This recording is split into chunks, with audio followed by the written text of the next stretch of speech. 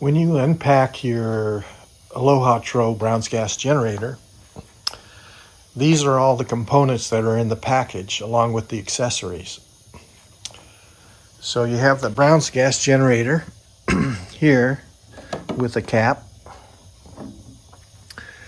Then you have a storage bin that contains your water bottle along with the cap and a stone aerator in the bottom, and the scrubber bottle with a stone aerator in the bottom along with the cap.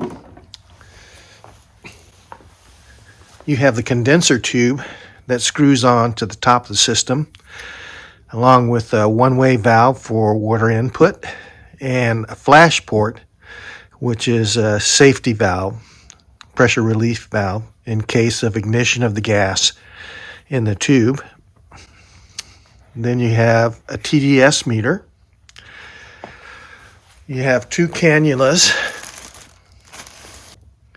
You have two shower caps. You have a roll of Teflon tape. You have a Y port adapter. You have a drain tube.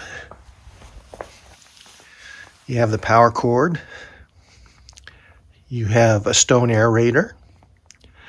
You have a funnel.